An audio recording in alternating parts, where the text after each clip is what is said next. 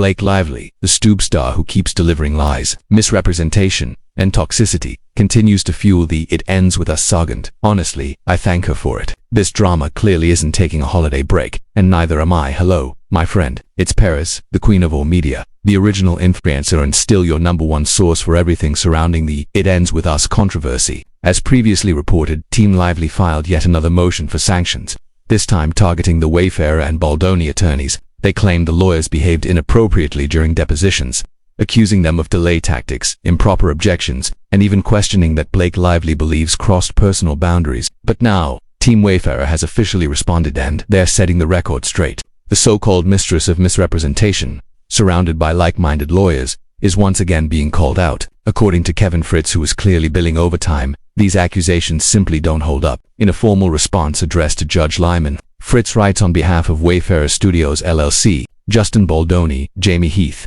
Steve Sorowitz, It Ends with US Movie LLC, Melissa Nathan, The Agency Group LLC, and Jennifer Abel, collectively known as the Wayfarer, parties firmly opposing Blake Lively's motion for sanctions and any additional relief tied to the deposition of Nicole Alexander. We now know exactly who Nicole Alexander is and what she does. As I previously shared, her deposition last Monday is what triggered that emergency phone call with Judge Lyman. Alexander is an expert in digital ecosystems, AI-mediated brand perception, and online reputation measurement. She was designated by the Wayfarer parties to rebut expert claims suggesting that social media activity involving Blake Lively from August 2024 through February 2025 resulted from a coordinated negative manipulation campaign, as Lively alleges, rather than organic public engagement and standard entertainment media cycles. On December 15, 2025, Nicole Alexander was deposed for 7 hours, with questioning led by Blake Lively's counsel, Meryl Govney, focusing heavily on her expertise and expert report. Yes, this is the same Meryl Govney I personally went head-to-head with in Las Vegas. Boom bang bow bing. Interestingly, Fritz includes a footnote addressing one of the more explosive claims. Despite allegations suggesting inappropriate questioning, he states clearly that Alexander's deposition had absolutely nothing to do with Blake Lively's sexual or romantic history, directly contradicting the narrative Lively's team is trying to push. Nonetheless, the motion relies on a self-serving letter from 3 months ago, which immediately raises questions. The letter, sent by Blake Lively's counsel to the Wayfarer party's counsel, complains incorrectly about certain deposition questions that were supposedly related to her sexual or romantic history. In reality, the questions at issue concerned Blake Lively's reputation, an issue she herself placed squarely before the court. Notably, she never sought court intervention at the time regarding any allegedly improper questioning, nor is she seeking such relief now. Instead, this motion appears to have been filed for one purpose only: to generate inflammatory headlines and falsely smear the character of the Wayfarer party's counsel. To drive that point home, Fritz even attached media headlines from Variety and Page 6 as receipts. Turning back to Fritz's substantive opposition to the sanctions request, he points directly to the Federal Rules of Civil Procedure. Rule 30C2 requires that objections during a deposition be stated concisely and in a non-suggestive manner, while Rule 30D2 allows courts to impose sanctions only when conduct actually impedes, delays, or frustrates a fair examination of the witness. According to Fritz, none of that happened here. Blake Lively submitted only 35 pages of Nicole Alexander's deposition transcript, 10% of the total, apparently in an effort to construct a misleading narrative. In response, the Wayfarer party submitted the entire transcript so the court could see the full context, even if it meant giving the court clerk, not the judge, significantly more work. A complete review of the transcript, Fritz argues, makes clear that Alexander's deposition was not impeded, delayed, or frustrated in any way. The Wayfarer party's counsel objected concisely and appropriately to the form of certain questions, did not engage in speaking objections, and allowed Alexander to answer every question except for a single topic, which is addressed separately. Crucially, the motion fails to identify any meaningful area of testimony that Blake Lively's counsel was prevented from exploring due to objections. What Lively labels as frequent speaking objections is revealed, upon review, to be trivial. Although she claims the Wayfarer party's counsel improperly interrupted the deposition to ask whether Alexander should review an exhibit, the cited examples tell a different story. They show that Lively's counsel, Meryl Govney, was unaware that Alexander had amended her expert report and mistakenly asserted that the amended report had never been served, despite the fact that it had been provided a month earlier. The Wayfarer party's counsel simply and professionally corrected the record and guided her in the right direction. Miss Alexander, who had never been deposed in any litigation before, let alone in a remote setting, was advised to download the exhibit so she could review the entire document. just as she would during an in-person deposition, rather than being limited to only the portions visible through Meryl Gurniski's screen sharing. And then there's Miss Gurniski herself. This entire issue is frankly unnecessary. She asked Miss Alexander to summarize a lengthy article cited in the expert report, which understandably confused the witness as to whether she was being asked to recall it from memory or review it again. When the Wayfarer party's counsel sought clarification on that point, Meryl Governey responded not by clarifying the request, but by launching into a tirade. The transcript makes this clear. Governey asked whether Miss Alexander could summarize the contents of the paper. Fritz objected,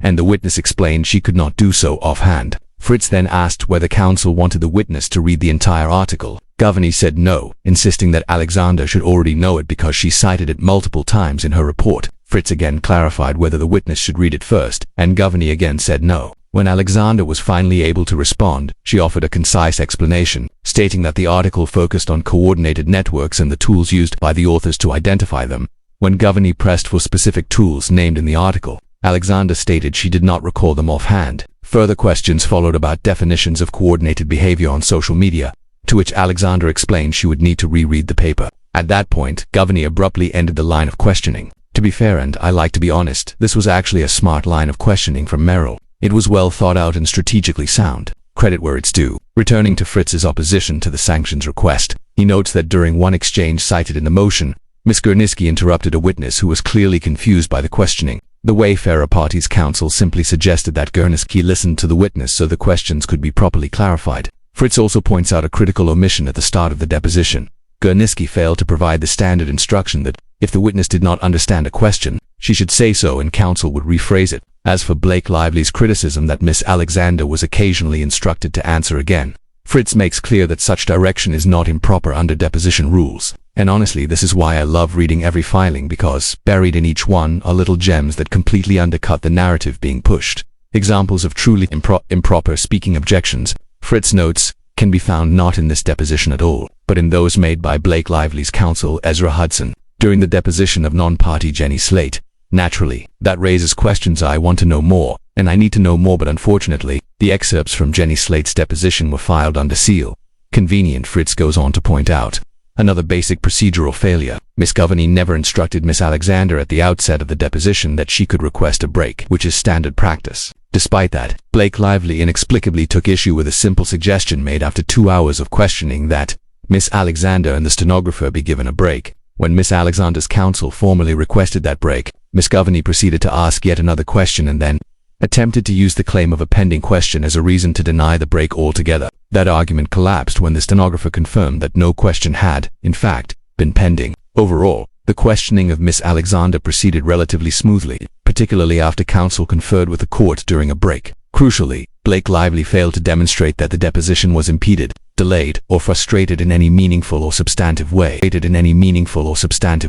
Fritz then cites the governing rule directly. A person may instruct a deponent not to answer only when necessary to preserve a privilege. In this case, the only time Miss Alexander was instructed not to answer was based on privilege and work product protections, specifically in connection with questions about her conversations with separate counsel, conversations for which she could not even recall the identities of the attorneys involved. Rather than accepting that instruction, Miss Governey improperly attempted to debate opposing counsel during the deposition itself. The transcript reflects this clearly. As Miss Alexander discussed a prior conversation with attorneys, Governey asked whether Alexander had ever spoken with any of those individuals before. The witness answered no. Governey then followed up by asking whether Alexander understood that those attorneys were speaking with multiple individuals as part of a vetting process. At that point, Fritz reiterated the instruction, stating that to the extent any answer would require disclosure of the substance of a privileged conversation, the witness was instructed not to answer. And once again, the record shows that the instruction was proper: no obstruction, no gamesmanship, just adherence to the rules. The exchange escalated when Meryl asked the expert whether she was following her counsel's instruction not to answer, to which the expert replied yes. Meryl then stated that going forward, the witness would always follow Fritz's instructions not to answer and demanded that Fritz articulate the basis for those instructions. At that point, Brian Friedman interjected, asking that the speaking objection stop. Fritz responded that he did not know who Friedman was, prompting clarification that he was, in fact, Brian Friedman. Meryl pushed back, pointing out that Friedman had not entered an appearance in the deposition and instructing him to stop making speaking objections. Meryl made it clear she was not backing down, stating flatly, "It's my deposition." Friedman fired back just as bluntly, telling her she was improperly handling the deposition and accusing her of not knowing how to practice law. Again demanding that she stop with the speaking objections, Merrill responded by asking that Friedman be muted, reiterating that he had not entered an appearance and insisting that she was not giving speaking objections. She accused Friedman of being the one engaging in speaking objections, noting that he was actively talking. Merrill then turned to Fritz, asking him to control his co-counsel or else she would seek relief from the court. Fritz responded candidly, stating that Friedman was not wrong and that Merrill appeared to be trying to engage in argument. Amid the crosstalk, Merrill insisted she was simply trying to understand the basis for the privilege objection and asked Fritz to explain where he believed the line on privilege was drawn. After that moment, Friedman ceased participating in the exchange. Fritz then continued his opposition to the sanctions motion, arguing that Blake Lively's counsel violated Rule 4C of the court's individual practices by failing to meet and confer after the deposition or even during a break the propriety of the objections. He asserted that the motion should be denied on that basis alone. Fritz explained that had Lively's counsel followed the court's procedures for resolving discovery disputes, the parties would have agreed to a brief continuation of Miss Alexander's deposition by remote means, scheduled at a mutually convenient time, and narrowly limited to questions about her communications with separate counsel, including the facts or data those attorneys provided that informed her expert opinions. Fritz stated that the Wayfarer parties are now willing to stipulate to that limited continuation. Finally, Fritz characterized the motion to sanction Brian Friedman and himself as frivolous, noting that it relies on allegations of an ongoing pattern of deposition misconduct while citing no prior misconduct by either attorney in any deposition whatsoever. There is also a telling footnote tucked into the filing, which explains that the citations to Jamie Heath's deposition transcript relate to an entirely different situation. In that instance, counsel was not responding to any pending question at all, but was instead raising concerns about the lengthy breaks Blake Lively's counsel was taking during the deposition. That clarification alone undercuts the attempt to lump unrelated conduct into this sanctions argument. Returning to Fritz's opposition, he points out that the cases cited by Blake Lively involve extreme and clearly distinguishable conduct situations where attorneys deliberately violated repeated court orders, engaged in prolonged and unnecessary arguments over the relevance of straightforward questions, instructed witnesses not to answer based on relevance alone, or were held accountable for a client's failure to comply with document production orders. Fritz notes that Miss Lively does not allege, let alone demonstrate, that either Brian Friedman or he engaged in any such behavior. According to Fritz, the only real ongoing pattern here is Blake Lively's repeated use of the media to disparage others and divert attention away from the actual legal issues before the court. Unfortunately, or perhaps fortunately, depending on how you look at it, there was a significant update.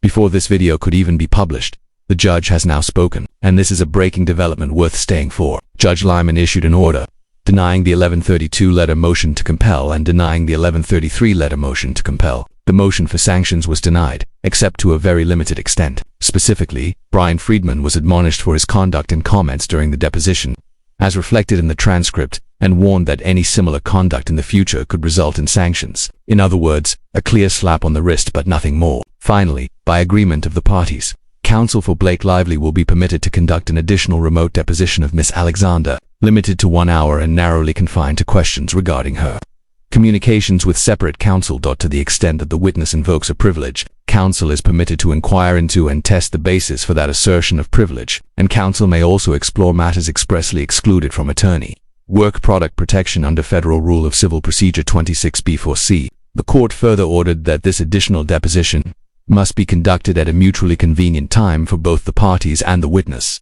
and must take place on or before January 5, 2025, unless the parties mutually agree to a different date. This limited reopening of the deposition was granted, specifically because the court determined that counsel for the Wayfarer parties improperly invoked a privilege during the original examination, thereby restricting lines of questioning that should have been permitted. As a result, the Wayfarer parties are ordered to bear the financial consequences of that error. They must pay the costs associated with the court reporter and videographer for up to 1 hour of additional deposition time, as well as cover the reasonable attorney's fees incurred by Blake Lively's counsel for that same 1 hour period. And while Steve Sarowitz is a billionaire, meaning the financial impact here is negligible, the ruling still carries symbolic weight. This was not a full victory for either side, but it was a clear judicial acknowledgement that privilege was overused in that moment. So yes, while this may amount to little more than a slap on the wrist, it is still a formal reprimand on the record. So ordered, boo. And on the record. So ordered, boo.